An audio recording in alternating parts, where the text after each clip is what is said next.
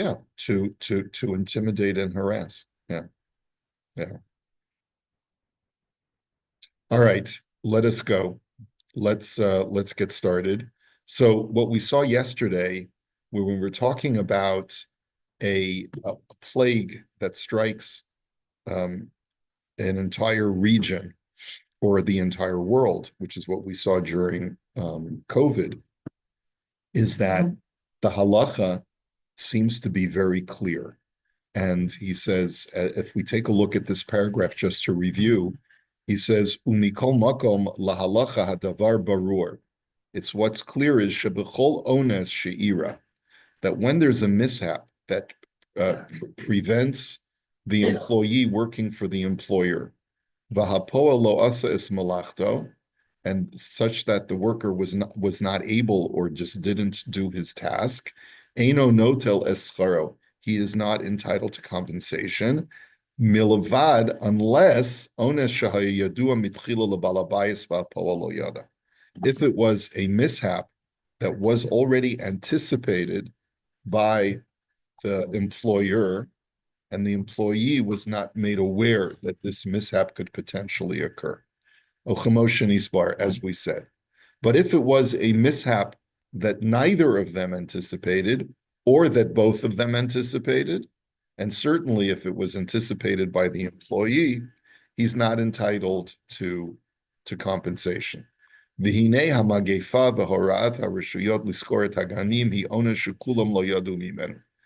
so, as it pertains to COVID, the closures was something totally unanticipated, including the parents of the daycare who could not have anticipated this. Va'af adam lohela oto odaito. No one thought that this would ever happen. Ulefi ha'amur b'chi ha'gavna hu pseida depoyel ve'ein sarach l'shalim lo klal. And therefore, you don't have to pay the worker at all, which means I would have been out of a salary for a couple of years. The shul, by halachic rights, could have said to me, well, I mean, I could have argued that I'm still providing services, long distance. So that was one argument. But let's say someone who does maintenance on the building, or someone who's administrative and there's no work to be done, right? Security guard if the building's The closed. security guard, Yeah. right? So in all of those situations, al pi halacha, the synagogue or whatever institution it is would not have an obligation to pay that employee. Umikol makom yesh lodun bazeh keven shahamagefa himakas medina b'chasher yivur lahalan ba'ezras Hashem. There is, however, a caveat to all of this, which is makas medina, when an entire region is afflicted with a plague. And that's what we're going to see momentarily, okay? So makas medina. The parak hamakabel tana, we started this yesterday. Hamakabel sada mechaver va'achla chagav onishtafa. If a person accepts for compensation a field, in other words, he takes a field, agrees to pay for a certain amount for the rental of that field so that he can do some sharecropping on the field, and then it gets affected by blight or locusts. In makas medina, he menakalo min chikuro. Im ena makas medina ein menakalo min chikuro. If it's a plague that afflicted the entire region, so the renter is entitled to a discount, and he can have that amount deducted because the amount that he was expected to pay was based on an estimation of what the field would yield. Now that it can't yield that, and it's a regional plague, so then he's not obligated to pay. Rabbi Yehuda Omer, im kibla himenu b'ma'os ben kach u'ben kach, eino menakalo mechikuro ad kanan. Rabbi Yehuda disagrees, and he says if a dollar amount was stipulated, then he has to pay that amount, even if it's a regional plague.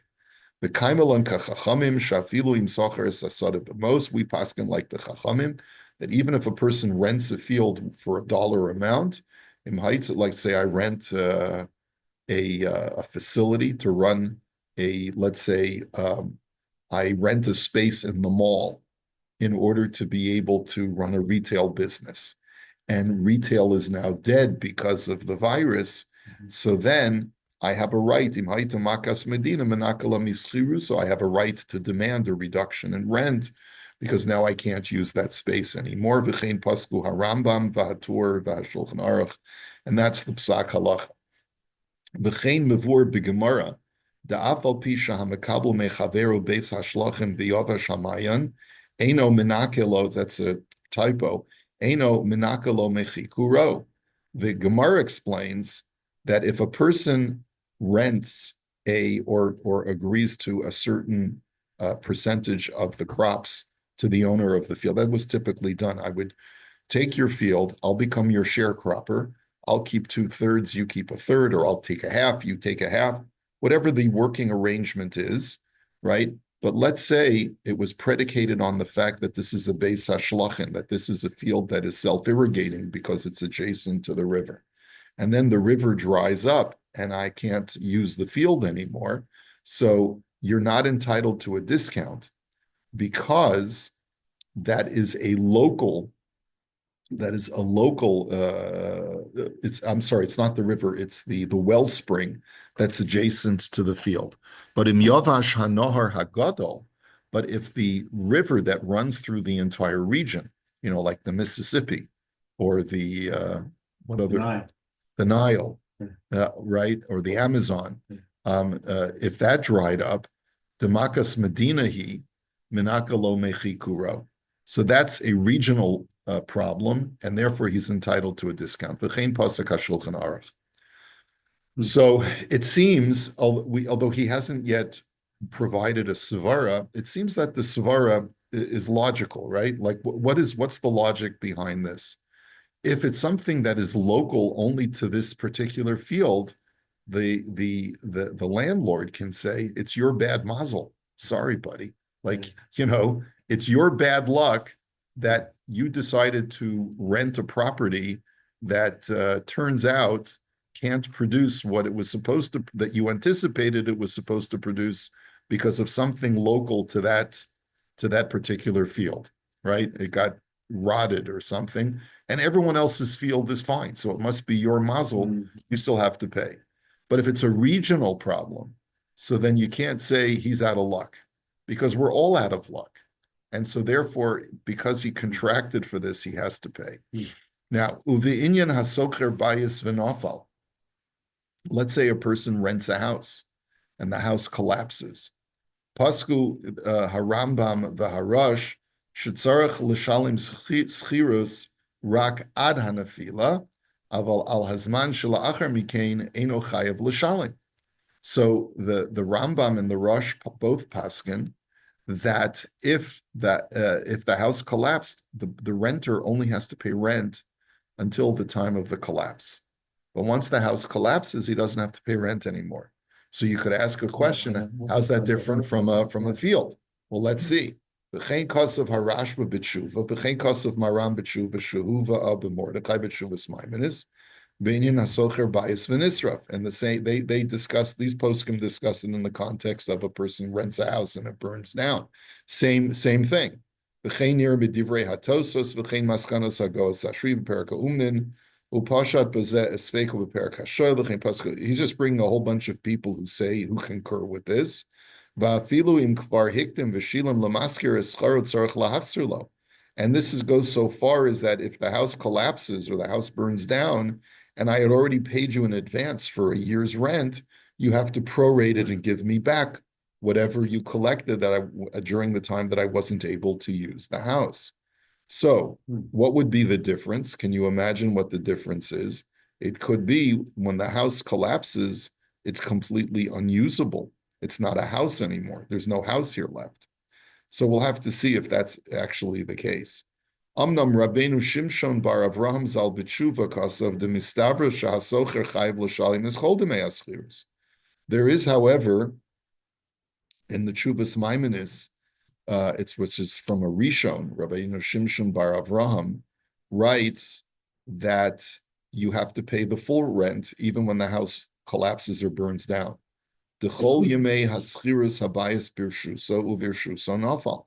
The reason being is that during the period of tenancy, the house is yours halachically. If you're a renter and you rent a house for a year, that structure is yours during that year. So whatever happened to it, it happened in your domain, and therefore you're still financially responsible. The cost of shekain mashma b'divrei Rashi b'sof perak hashoel, v'lochein pasak shehasocher bais v'nisra chayv l'shalem es kol demei haschiris af al azman shelo darbo. And on that basis, he paskins. It sounds like he's a das yachid. He's a sole opinion on this. That if you rent a house and it burns down during the period of the rental, you have to pay for the period when you can't live in it because the house is not there anymore. You still have to pay. You don't have to pay to rebuild the house? You don't. You just have to pay the rent. You just have to pay the rent, unless it can be demonstrated that you caused the house to burn down. That would be a different situation. Right. But let's assume everything happened by accident. The house collapsed. What? I was playing my music too loud. I mean, like, how does a house just collapse? Anyway, If you're in the middle of nowhere and there's an earthquake or something. yeah, that's we're assuming that it just collapsed because of an earthquake or some structural instability that has nothing to do with the tenant. Well, the earthquake is regional. That's why I said it's in the What? area. Well, the That's the earthquake whole is house. the whole house will collapse, not this is house only, so maybe he's. So it could be there was some structural defect in this particular house. Yeah. What about the fires in California? Fires in California. If a guy's renting the house, according to Rab Shimshon Bar Avraham, even though he was renting an expensive house in Malibu and it burned down, he still would have to pay for it. However, let's see what he says. However,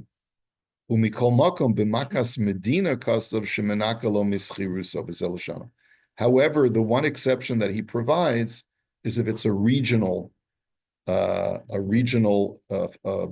or a regional impact. If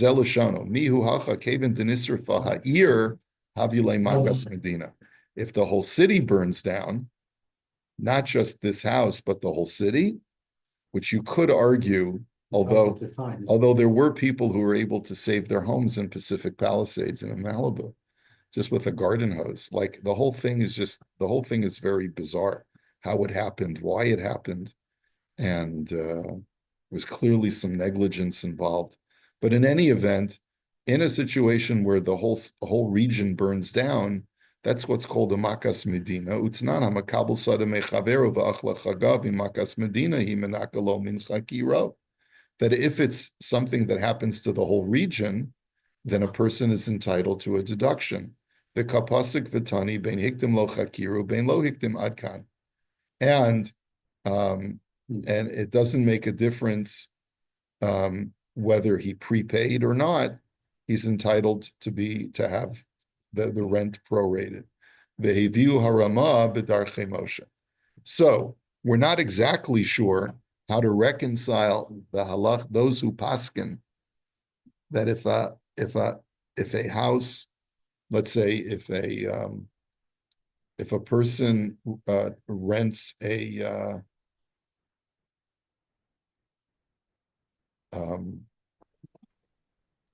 we're not so reconciled in the case where a person, it seems like the Rambam paskin something that is somewhat contradictory. The Rambam paskind that if I rent a field and just the local field gets damaged or is unable to produce, so then I still have to pay. But the Rambam also paskind that if I rent a house and it burns down or it collapses, then I don't have to pay after the period of the collapse. So we're not sure how to. It doesn't seem to be consistent. There may be a way to reconcile it, but quoting this Rabbeinu Shimshon Bar Avraham, that's also quoted by the Ramah, he also makes a distinction, and he's more consistent. And he says it depends whether it's a makas medina or not a makas medina. If it's a makas medina, it affects the whole region. So then the person doesn't have to pay once the damage strikes.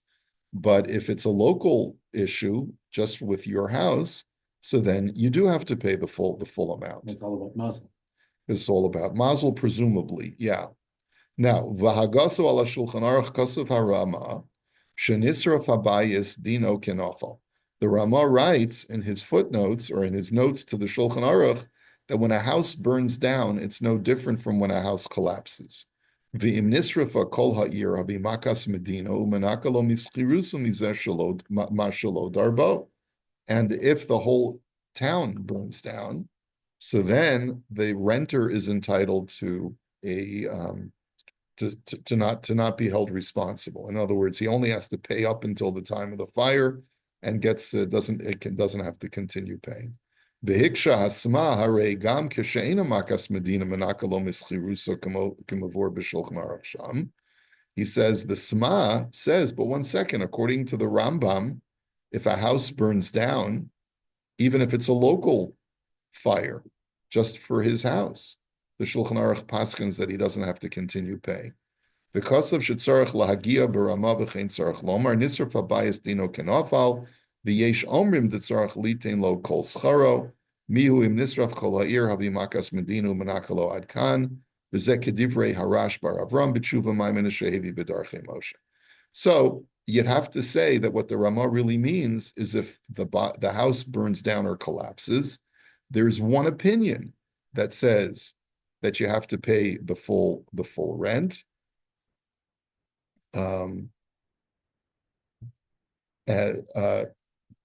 Not like the Rambam and the Rush that we saw before, but rather like Reb Shimshon ben Avraham.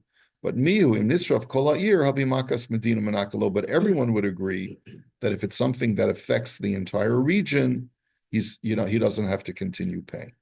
V'zeh kedivrei harash bar Avram b'tshuva maimin shehevi b'darchei Moshe. Umikol makom.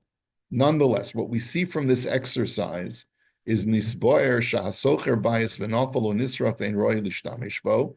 What we see from here is that if a person rents a house and it either collapses or burns down, and he can no longer use it, hasocher poter milashalim al hazman shelo berbo. Then certainly, if it's a regional thing, then a renter is exempt from having to pay for the period where he can't occupy that property. And even if he paid in advance, he's entitled to a refund. Va'af l'das harash bar Avram disfile shetzarach l'shalim is kol haschirus b'makas medina moda shemenakalo mischirus al hazman shelo darbo. And even according to the Rash bar Avram, who holds that if it's local, he does have to pay, but for regional, he agrees that you don't have to pay. Ulafiza. So according to this, asocher ulam la'asot irua. A person books a hall. He wants to, right? He books like I talked about yesterday about when we booked my son's wedding in Montreal. So if you book a hall and you put down a deposit, and now you have to cancel the wedding because it's not even legal to have a gathering of people for a wedding. Okay, complete shutdown. The renter is completely exempt from having to pay the fee. V'im shilem mikadma or mikedem tzarich lahachzir lo. And even if he prepaid, he's entitled to a refund. So he gets his deposit back. Okay, so that's also clear in halacha.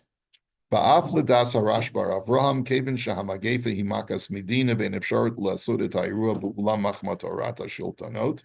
And even according to the more stringent opinion of the Rash bar Avraham, who says that even though when it's a local issue, you do have to pay.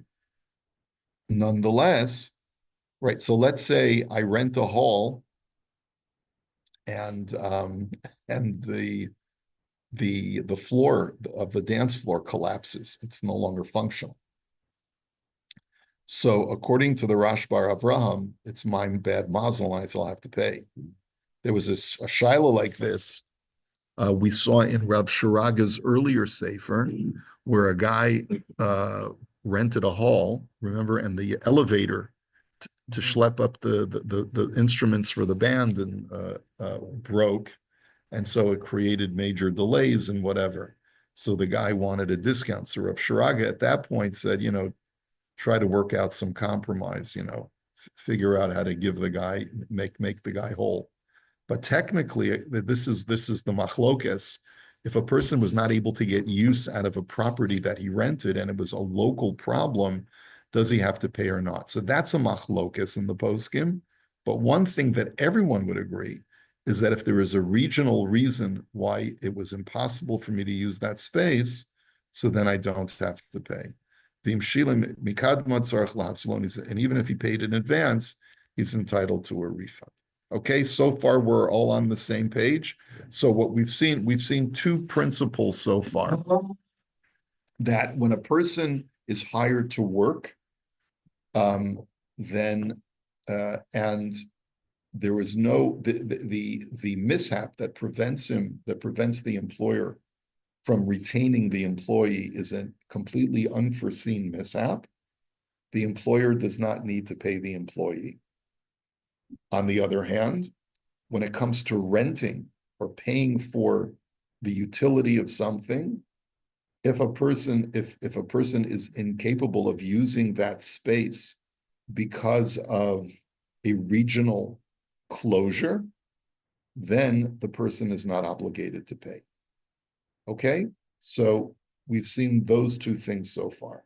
We still have to connect the dots, right? So let's say a ganenet, a daycare center, right? The daycare center would be exempt from having to pay the rental if they're renting that space for their daycare center, and the kids now can't come to daycare. The person who's renting that space would not have to pay the landlord. But also, what we've seemed to have seen is that the parents would not have to pay the daycare center for their children being watched because the daycare center cannot do it. Okay, now let's take a look. Yeah. About the story you mentioned the other day about your little incident with the musician who wanted his money, right? Right. So really, not only was he not entitled to it, but if you gave him a deposit, he should have given that back to you. Never mind you giving him money. Absolutely. Absolutely. Maybe I should have learned this tshuva earlier. It wasn't written at the time. This was all written after COVID. Yeah. Okay. Now let's go now to the next step. I like this because it's very misudar, it's very organized. And there's a lot of methodical, and there's a lot of things that we have to get through in order to get clarity on this. Makas Medina Bischiris Poalim. Now let's talk about when there's a regional blight or plague when it comes to labor law. Ume'ato yesh ladun mahadin besocher esapoyo lasos melacha v'achar kach ira oines shehu makas Medina im tzarech l'shalem escharo lo. So previously we saw that if the employee and the employer could not have foreseen the reason for canceling the job, the employer does not have to pay the employee. But will that halacha change if it's a regional issue? Okay, so let's see, would the employer have an obligation to pay the employee or not? Vihine, im noimer sheschiras poalim dino keschiras karka, that if we're going to say that hiring a worker is no different from hiring or renting property, okay, kishem shebeschiras karka hasocher pater milashalim, kach beschiras poalim hasocher pater milashalim. So then just like when it comes to renting property and there's a regional closure, I'm exempt from paying. So too, when I hire an employee and there's a regional shutdown, then I should be exempt from paying the employee. And even if the employer prepaid the employee would have to give the money back, just like you mentioned, Ron, the musician would have to give back the deposit. Gam im nechalek bin schiras karka l'schiras po'alim, v'nomar shedin makas medina hurak b'schiras karka v'lo b'schiras po'alim. But if we were going to make some kind of distinction logically and say, no, When it comes to renting property, that's one set of halacha. And the person who is affected by the closure does not have to pay the rent. But it could be that it's different when it comes to hiring employees. In Cain, b'schiris po'alim ein chiluk bein makas medina la'ones ragil, eladina k'chol ones. But even so, we would revert back to the first halacha that we learned yesterday, which is if there's a mishap that neither party could have anticipated in an employer-employee relationship, the kaven sheshneim lo yadu me'onazeb seidu depoil huvein sarach l'shalom lo schara. You're still at that point where the employer is going to be exempt because it was a completely unanticipated mishap that prevented the job from being executed. Omnam, however, b'darchei Moshe hevi es divrei hamordechai b'shem maharam b'inyan malamed she'i efshalo lilmod mipnei gzeras hamoshel. There is an interesting case that's brought by the Darchei Moshe. The Darchei Moshe is also the Ramah. The Ramah wrote Darchei Moshe. These are important things for you to know as a Talmud Chacham. The author of the Shulchan Aruch is Rav Yosef Karo. He's known also as the Machaber, and his earlier work was called Beit Yosef, which is a commentary on the Torah. There is a gloss to the Shulchan Aruch, which was written by Rav Moshe Isserlis, known as the Ramah. And so his gloss is known as the Ramah or the Haggah. And he wrote a sefer on the Torah called Darkei Moshe. So named after his own name, Moshe Isserlis. Just like Beit Yosef is named after the Yosef Karo. Okay. So these are just, if you can try to remember that. So the Darchei Moshe, which is the Ramah, brings the words of the Mordechai regarding a case of where a teacher, a tutor, a privately retained tutor, is precluded from teaching because there is a decree by the ruler of the region that you may not teach Torah. Upasak sham dahavi makas medina v'chol ha'efsed al ba'al bayis. And so the Mordechai, quoting the Maharam, says that this is considered to be a regional blight, and therefore the parent of the child has to pay, which doesn't seem to be consistent. Why should the parent have to pay? Why should the employer have to pay? The Hiksha Harama, Maishna mehachoker sade ve'achla chagav demakas medina umenakalo mincha kiro. So the Rama asks the question. He says, "I don't understand. When you rent a field and there's a regional plague, you don't have to pay for the rental. Why should I have to pay for the tutor?" The tirates the dafka bekarka shadayin omedet bechezkas hamaskir amrinan degam hu yafsid. So he answers, is that when I rent out my field, he says, the field is still under my name as the landlord. And so therefore I have to assume the loss.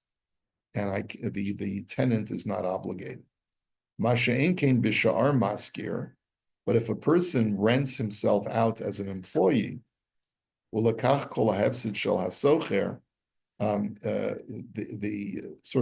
work product is completely, and the time is dedicated to the employer, not to the employee, and therefore it's the employer who has lost out. And that seems to be the opinion of this Tshuvas Maimon, where the house burns down. He ruled, the Rambam ruled at least, that the tenant is, well, let's see, in that kind of situation, I'm not sure how he makes the connection to a house that burns down, because we just said when a house burns down, it's the title is still held by the owner of the house. I guess he's saying that from that tshuva, you can also make a distinction between renting property versus hiring someone. When you rent property, the landlord still has his name on the title, so he has to assume all the loss. When a person commits to work, so the employer completely gains control over that work product, future work product, and therefore, if it cannot be fulfilled, or sort of like it's his, and if there's a mishap that occurs, he still has to pay for it. That's what the Ramah seems to be quoting from the Mordechai. All right, we'll have to hold it here today. It's getting a little bit more confusing. But we will try our best to get through all the ins and outs of this case until we get to some resolution.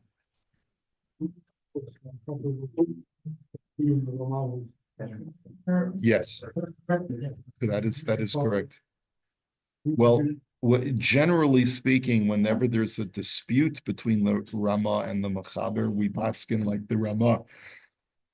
But you notice Reb Shraga is a Sephardi, so there have been times when he's said, sometimes we go like the Mechaber and sometimes we go like the Ramah.